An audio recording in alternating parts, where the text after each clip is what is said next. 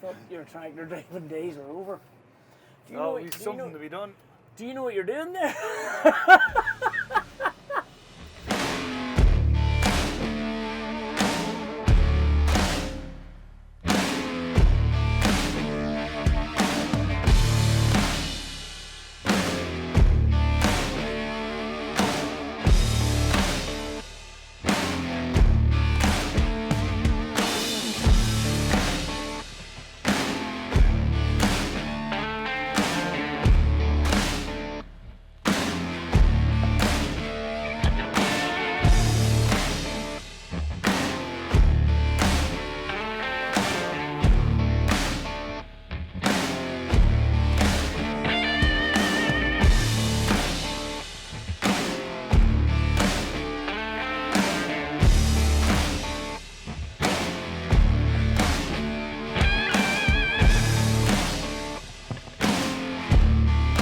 Country Crest has invested in a big new 4-row Grimmy. Yep. But as much as I love potato harvesters, the main reason I wanted to come here was to see the technology side of it. Because this is your doing.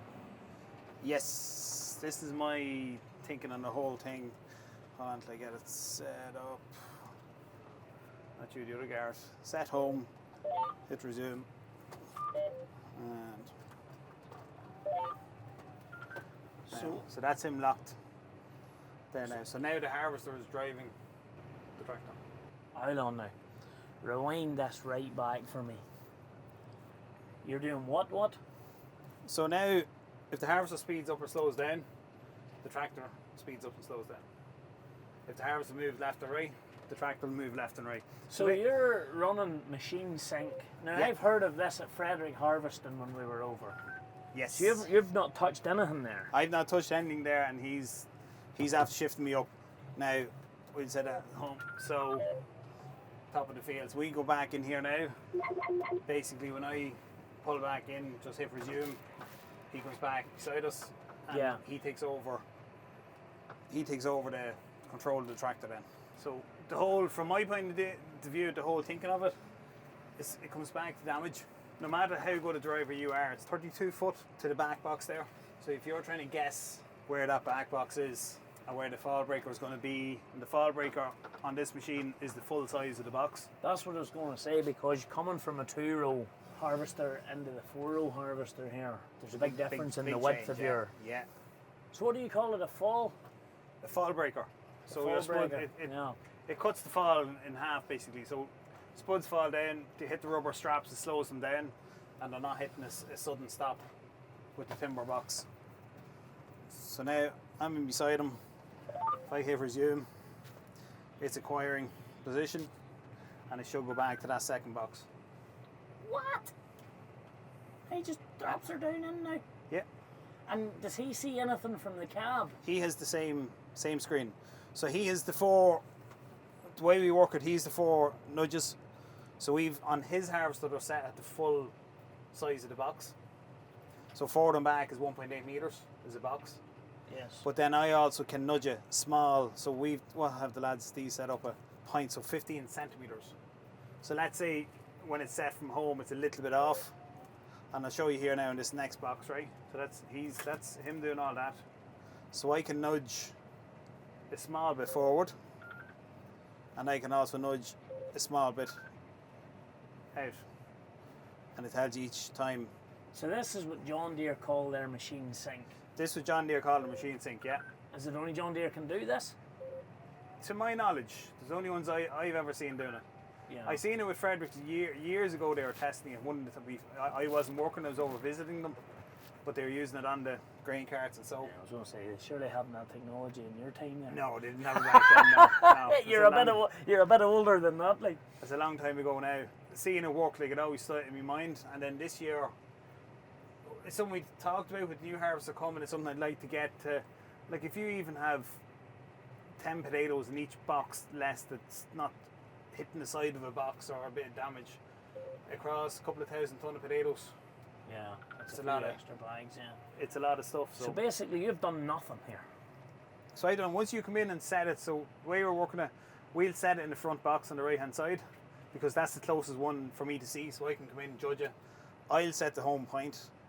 Garrett can do it also, but it's better if I do it, because as soon as I can set it, I can hit resume. I can hit auto, so it kicks in. So he'll fill all them boxes. Now, you can turn around and he can push me at full width of the box, but it's not a very quick nudge out. So what we find is quicker to do is basically when one side is full, the tractor driver will reset it on this other side. So going up the field now, we're near the bottom, we'll swing around, and when he comes back in, we'll reset it on the front box on the left. And you're not worried about having all your loading out on one side? No, not with these trailers, are well able for it. Yes. There was But you get why I'm saying that. oh, I do, yeah. We haven't had any fall off. We're not. We're lucky enough. We're not working on severe hills. Last year was The year a to year remember. to forget, I think, for Country Crest and horrible farming, I suppose, in the south of Ireland in general, and a lot of different places. Whereas this year, this is your last day of your potato harvest, and you're still in October with a week to go. Yeah. Which is not normal for you. No, not normal. We've been here a couple of years. Like this is my 11th or 12th season. We've been here a couple of years, but it's a nice place to be. And then the grain end of it, the lads will be actually up behind us by tomorrow. So by tomorrow morning, they should be pulling into this to sow this. And then So everything's up to date. everything's up to date. Hopefully, the next couple of days we'll cut the maize and get that sown. Maize? Yeah. We've a bit of maize for the cattle this year, so we have. I was going to say, you don't do maize. You have obviously trying maize. We've done it a couple of years ago, back in probably, I think 2014 or 15. We grew a bit of maize. We're kind of back into it last year with the kind of quality grass and stuff like that. For the livestock end of things, we decided we'd go back into it. So that's the. I didn't realise you. I knew you was self-propelled, already, but didn't think you had a maize head, or maybe you don't. No, we don't. So waiting on that. It's something we don't have the capability of doing the maize ourselves. So it's it'll be a contractor for this year. I always like to say yet. So basically, if you like the maize, it works well. You try it a year first of all, see how it goes. You know. Well, how has life in general been at Country Crest this year in terms of farming? I mean, the 2 combines out, no problem. Touchwood, harvest started at grain harvest a little bit tricky with weather, but it came right. We had a lot of spring crops to harvest, which we normally don't have. We normally try and get at least 75% of our crops as winter. The reason being during the spring we're planting onions, planting potatoes, all that, anything that has to take priority. And if we have a lot of grain, like this year just gone by, we'd you have an awful lot of guys just literally stuck at that, whereas at the moment I can set 4 lads to ploughing and sowing and leave them at it. And Cottle, in fairness to Cottle's been looking after that crew and keeping that end of it going. So they're at the minute today they're out sowing the farm that we would have finished harvesting on Friday. So that'll be sowed up this evening, and then they're back to this end. So yeah, the spring was mental. Planting was late, sowing was late, everything like that. Harvest came right in the end. It was a long summer, but now It was a long time to get there. The potato harvest, onion harvest was worrying because it was so late. We were right into the middle of, I think it was the 19th of September, harvesting that last of our onions, which we normally try and get out. You'd normally try to be out the window in August. You know what I mean? Did you harvest your onions with this new Grimmy? No. That's the reason we've the 2 harvesters here you see today. We need to be able to harvest onions and potatoes on the same day, so that's why the necessity to run 2 harvesters. So we'll always 220 there. She lifts 100% of the onions, and then when the onions are done, she'll come in and help out the potatoes. But this 4 row will be 100% potatoes only. So she is a Veritron 470. Yes. And I remember was there one of them here at the Potato Day? Yes, there would have been on the show, a couple of years ago. Yeah. And I remember saying to Michael, you'll have to get one of these. And he sort of laughed at me. But lo and behold, it came. But I was chatting to Gareth, the driver there, who we've spoken to before on the 220, and he was saying he absolutely loves it. He would rate the manoeuvrability a lot better just with having 4 rows as opposed to 2. He said he can do things so much easier and better. What's your thoughts? Put it this way, most years I'd be on and off the harvester a lot. Just with guys, there's always something to do, or someone missing, or something like that. You know what I mean? So I'd always be the stand-in guy in nearly all jobs with them. This year, last Friday was the first chance I got to drive it because he wouldn't get out of it. How did you get on? I don't think he trusted anyone. Well, a machine like that there now, you maybe wouldn't trust anyone. But it looks so big, it looks so daunting. Is it that difficult to drive? No, not coming back from driving the others. Now, there is a whole new control system in it. So what we would have been used to the old, a bit like any of the tractors that change cabs and stuff like that. It's a whole new layout. The computer is totally different. Yeah. Do you know what I mean? So it's from that end of it, yes, there's a daunting part of it. Do you know what I mean? It's like a lot of machinery there now. It's easier. It's like the screen here. Let's say you want to do something with the rear linkage. Mm-hmm. You press the rear linkage and it all comes up. Yeah. That's the way that screen has gone. Whereas before that, you might have had to scroll through three pages to find something. Yeah. So from jumping into me last Friday, I actually found it quite handy to get the terms with it. You know what I mean? A couple hours on it, and you get the feel for it. You know. But like there we are. How long are we really sitting here? 4 or 5 minutes. We're not here that long, right? So far, and we have 9 full, and the 10th one is just about to be full. What's the 300 doing next door? You've it out with a 6 meter Pottinger. 300 is just giving we have a disc, just giving the ground a quick discing before we level it out. We get plowed and sowed up there. In these conditions, the top down through this will be quite sufficient to come in and sow through it, you know. Thomas, one of the things that I have noticed here, the fleet has massively changed in the last few years. Like, you know, we were very Fendt, very New Holland heavy throughout the years. I mean, we had the 939, the black one. I remember a few months, and that was, you know, and then you bought your 942, and you kept Fendt. It was, you know, a few years ago it was Fendt, New Holland, with a couple of different tractors, and then now we seem to be very dark green heavy. Is that your influence? I'm not going to lie, it could be partly my influence, but for me, it comes down to technology. And what aspect? Because you're very much technology driven here. The whole link back to op center. How does that benefit control you? Of it. For me, managing it massively. So even down to you're not relying on people writing stuff in diaries anymore and come back transcribing it all.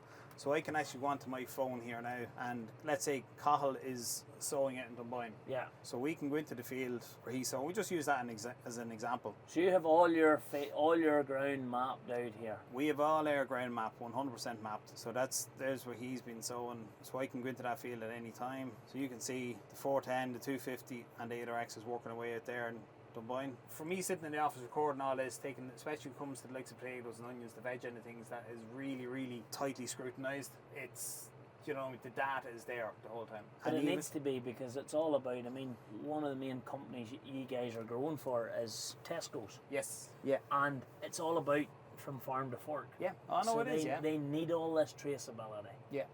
That if, I don't know what can go wrong, but with a spud light, it's a spud.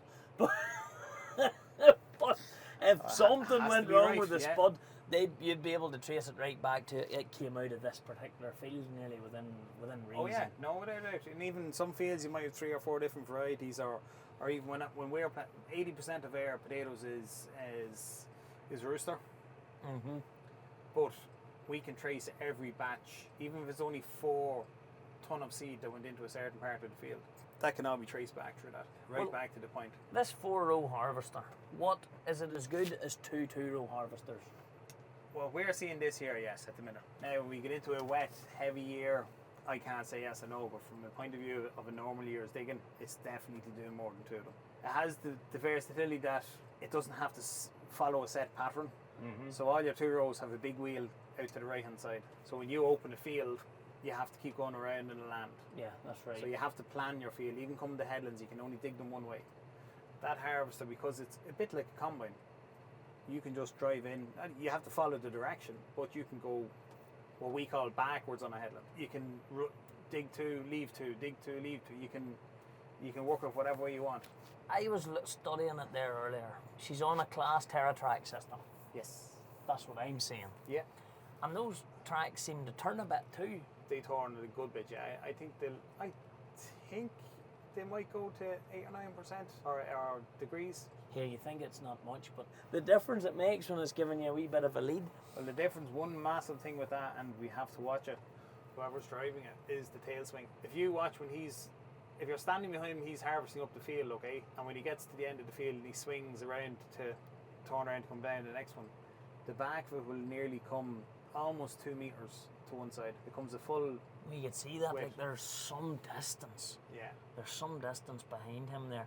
So I noticed there's a picking table in this 4-row. Yes. You don't see that many 4-rows with picking tables. This is the first year that they had a prototype in England there last year or the year before, and I think you guys might have actually seen it with Adam at the time. Yeah. But these are straight out of the factory, kitted out like this. I think there's 3 of them in the country this year, and they're the first 3 with the picking off table, and that's probably the main reason we've never gone for the 4-row before now.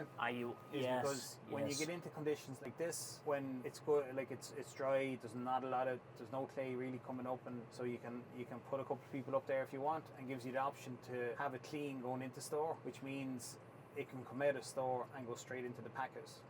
Whereas other years without a pick-off table, if you did not have a pick-off table on the harvester, no matter any of our customers or whatever, if it's not inspected, well then it will have to come back out and go through a grader, which affects this year you'll not quality have as well. No, so we've been very good. But is a lot of that not down to the condition of the soil? Condition is aside, yeah. Because you won't be lifting as much dirt. No, you're not lifting as much. But you don't want the soil too dry. No, because you'll damage the spuds on the way you'll up. get bruising and damage. So it's a fine. Well, put this 3 weeks ago we were stopping because it was too dry. What? Yeah. And that's a very hard thing to do. I stop when it's too dry. Stop So when last it's too year you dry. couldn't get going because it was too wet. Yeah. This year you're stopping because at times because it was too dry. Yeah, it was only for a day or so. It came fairly good after that, but it was still a problem. Put it that way. But talk us through the 4-row, right? So 2-row, 4-row. Why Grimmy? I mean, what's wrong with the Wolf? What's wrong with Plugger or Oxbow, whatever you call it now? Why is the heart lie to Grimmy? We've always been Grimmy. Yeah, fair, and that's a very fair point. Very good relationship with them. Coming off, probably that 220 machine that we have there is probably one of our best, kindest machines on potatoes. Clean, can do a hell of a job cleaning. Very good machine overall. Garrett would actually, if you talk, I know he loves his 470, but I think he'll still rave about that 220. Well, he'll still rave about the 220. But he was telling me as a driver, it's for him. It's the angle up in. He believes it doesn't damage the potatoes. Is one of his big. The steeper you have, the steeper you have on the webs, the more rollback you'll have, and you get spuds rolling. And that's why in dry conditions, if you don't have clay to carry the spuds, it's a problem. So and you're hurting the spud basically. Yeah. So we find it's a very gentle. There's 3 webs up across, and it's gentle stages the whole way up, and then they have the multi-step, which is an 8 segment, an 8 clod roller basically multi-step that does all your cleaning. But what are you essentially driving? So you have an engine in there. What is it? Mercedes, I'm assuming. Mercedes, yeah. Probably, German. I think it's about 4.25 horse. I think, they don't quote me on that. Aye, 400, 450 horse in around there somewhere. So it's going to be a 6-cylinder. Yeah. 6-cylinder Merc, right? But that is only driving pumps, I'm imagining. That's driving hydraulic pumps, yeah. Everything on the harvester is hydraulic pumps. So drive everything. Yeah, from your ground drive to drive your topper in the front, your webs, your cleaning system, your unloading bunker. It's all done hydraulically. So your topper in the front, then you go to your shares, it goes down and lifts your spuds. Yeah. Then you have your web system, which is driving it all up. Yeah. Then that's taken up and dropped onto your table. Yeah, so after your webs, you come onto your cleaning, your multi-step, so your cleaning system that will pull any stalks and clay that's left. And what way does that run on a Grimmy? Is it like round They rollers? run on the new before this you used to have 2, so you have 2 sections, let's say that's called a double multi-step, so 2 sets of 4, so you could work them independently, so you could have 4 cleaning and 4 bypassing depending on conditions, or you can have all bypass, so for onions they all bypass, or you in bad conditions. You don't want them. You don't want them working if they don't have to. Yeah. So the new harvest, the 470 actually, you can split that again, so you can actually have 4 sections rather than 2. So it gives you far more in-depth into the cleaning. So they get through the machines cleaner, run through the table. Yeah. I call it the table where the employees are stood. Yeah. They're just there for any excess. Yeah. Into the holding bin. Yeah. What can it hold? That'll hold 7 ton. It can hold 7 ton. Yeah. Oh, the 220 could only hold like 1 or 2. It's a bit two, just over 2, yeah. So she can. Yeah. So when it comes to. But we'll actually try and do a lot of unloading on the go. So it might only ever hold 3 or 4 ton. But if he's making an opening, But if he's making an opening in a big field or that, he has the there. He's got capacity, a bit of capacity yeah. to do that. Obviously, your elevator, is that what you call it? Onto Yeah, your yeah. fall box. Yeah, into your fall breaker. Fall breaker. Turn a bit this spun man yet. And what's the cab like? The cabinet, like The cab, it's a class cab. Yeah. With a grimy armrest, or whatever I'm going to say. But I think it's one of the, I'm pretty sure, yeah, it's one of the class cabs. But it's very, it's spacious, comfortable, but I said with the new, the armrest itself is similar to the old one. The joystick and all that is similar to the older machines, probably the 220 and the 4. If you sit in and forget about the screen, they're actually nearly identical. Yeah.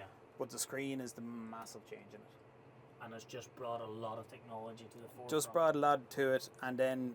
Well, then have you a second John Deere screen to add in there? And then what we've done, so we through Salt Steer got involved. So between Mead Farm and Grimmy and Salt Steer, we looked about kitting this out with the machine sync. So basically, we have a G5 screen in the harvester as well.